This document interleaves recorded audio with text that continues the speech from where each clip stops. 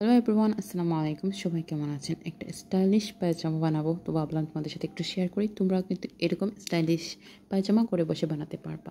আর এই স্টাইলিশ পায়জামা জাস্ট সাধারণ গোছ কাপড় দিয়েই বানিয়েছি। তো এটা আমি একটা গরমের জন্য একটা ড্রেস কিনেছিলাম, একটা সাধারণ গোছ কাপড়। আর এ থেকে একটা স্টাইলিশ ড্রেস বানাবো। তো ড্রেসটাও কিন্তু সম্পূর্ণ ড্রেসটা আমি অন্য ভিডিও দেখাবো। শুধু এই পায়জামাটা দেখাবো। আর পায়জামাটা আমি খুব সাধারণভাবে বানিয়েছি। আমি এত স্পেশাল টেলার না বা এত মাস্টার টেলার না। আমি জাস্ট ঘরে বসে আমার নিজের কাপড় চোপড় একটু বানাই। তো ভাবলাম যে তোমাদের সাথে একটু শেয়ার করি, তোমরাও কিন্তু এরকম সুন্দর সুন্দর পায়জামা বানাতে পারবা। আমি প্রথমে কাপড়টা ভালো করে ভাঁজ করে নিয়েছি, আর এখানে 4 ভাঁজ করেছি, করে তারপর কিন্তু উপরে যে কোমরের মাপটা এই মাপ অনুযায়ী কিন্তু কেটে নিয়েছি। তো এখানে অনেকেই কিন্তু কাটেন 8 ইঞ্চি 2 ইঞ্চি রাখেন ফিতার। তো আমি এখানে 8 ইঞ্চি রেখেছি আর 2 ইঞ্চি রেখেছি ফিতার। তো মোট আমি এখানে 10 ইঞ্চি কিন্তু কেটে নিয়েছি। তাদের ফিতার অংশ এটা আমি আলাদা মাপ দিয়ে তোমাদেরকে দেখাই নাই। তোমরা অনেকেই বলবা যে এত ফিতার অংশ কোথায় গেল।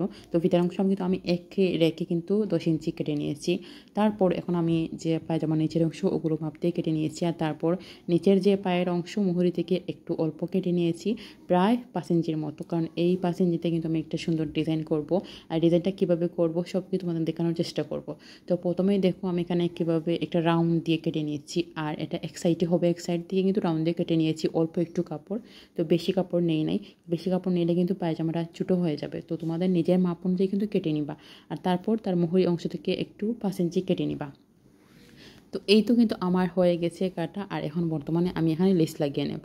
লেসটা আমি যেভাবে লাগাচ্ছি সেভাবে তোমাদের দেখানোর চেষ্টা করছি। লেস আমি এত ভালোভাবে লাগাতে পারি না, তবে যেভাবে আমি লাগাতে পারি সেভাবে কোনো রকম লেগে নিয়েছি।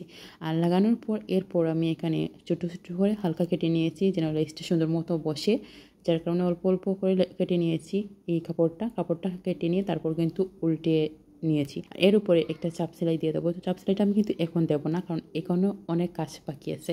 কারণ এর মাঝখানে কিন্তু আরেকটা কাপড় বসবে। তো কাপড়টা আমি কীভাবে কাটছি সেটাই দেখানোর চেষ্টা করছি। এই কাপড়টা আছে যে পায়জামার যে মুহুরির অংশ, ওখান থেকে কিন্তু আমি 5 ইঞ্চির মতো কাপড় কেটে নিয়েছিলাম নিচ থেকে।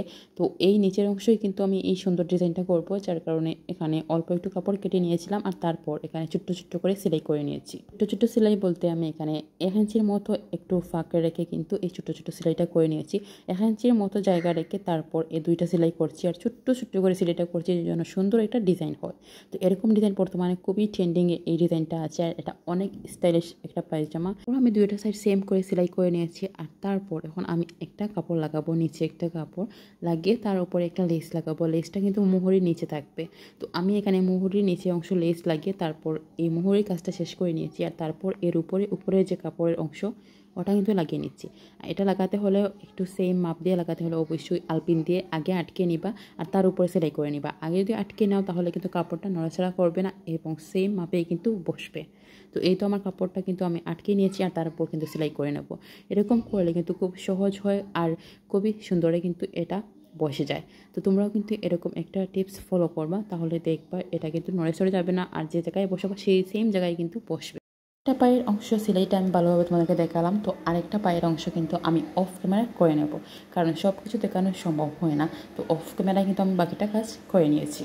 তো এই তো আমার কিন্তু এই কাজটা শেষ হয়ে গেছে। আর তারপর এখন আমি জোড়া সেলাইটা করে নেব, যে নিচে যে একটা সেলাই, এই সেলাইটা করে নিলেই কিন্তু আমার পায়জামার কাজটা কমপ্লিট।